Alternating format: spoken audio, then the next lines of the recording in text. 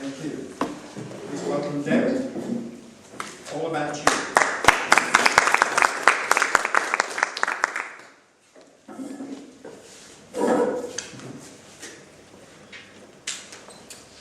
As the title suggests, it's called Safe Surfing. Surfing is all about you.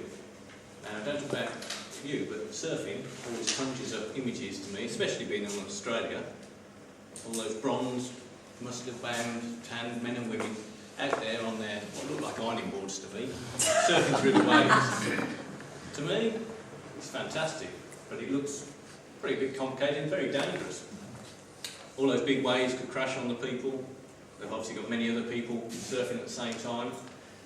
But also, it conjures up jaws, sharks.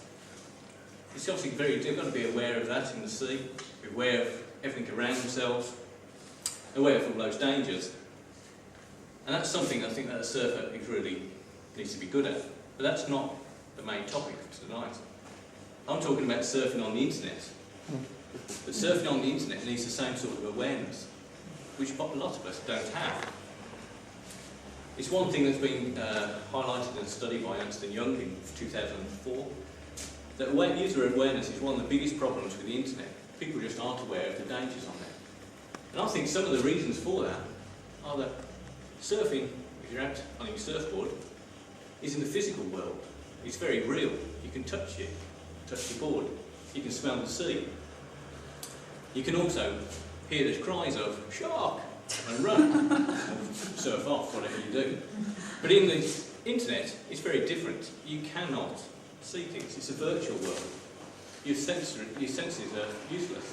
You're deprived of that, so you don't know who's on the other end of the internet. You have no idea. That's what makes it a bit more dangerous for people. And people need to be a bit more aware of all these things. Commonly, people think that security, or the way that they look at their internet security, is to have a firewall and a virus checker.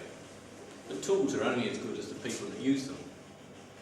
It's a common misconception that you're safe just because you have these things.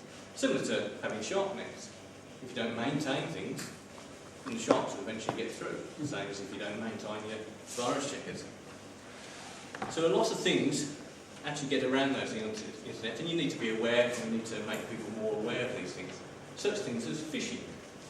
I'll just give you a few examples of what can be done phishing, and it's very much like the sound of phishing. People will send out emails to you, and people call it spam, but the other side of it is you'll see something called, say, like the NAV send something through to you, say, Mr. Stokes, how are you?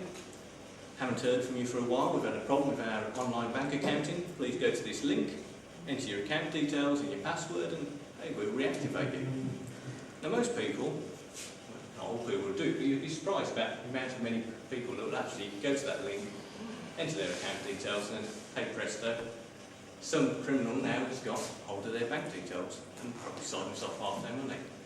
But if you took that to the physical world, if I came along with a little nav badge on me and said, hiya Anna, can you give me your bank account details and your password or your PIN number for the cash point? You tell me where to go.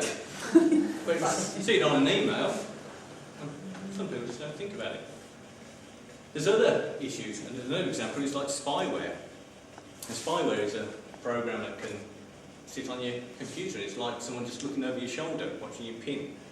It can record your keystrokes. It can watch where you've been, find out where you've been surfing, your likes, your dislikes, what sites you visit, everything. You can even take control of your PC if you wanted to and operate your webcam remotely. And they've actually used that recently to catch criminals. Someone had a PC stolen, activated their laptop remotely, got a picture of the person sitting there at the keyboard, and he was arrested a few weeks later. So it can be used for good things as well. But the thing to remember with spyware is it's not necessarily on your PC. If you're going to go and do online banking anywhere, you can be on a PC in a hotel, you can be on a PC in an internet cafe or your friend's PC, and any of these could be infected. So you have to be very aware of your environment, what you're using, and where you're using it on the internet.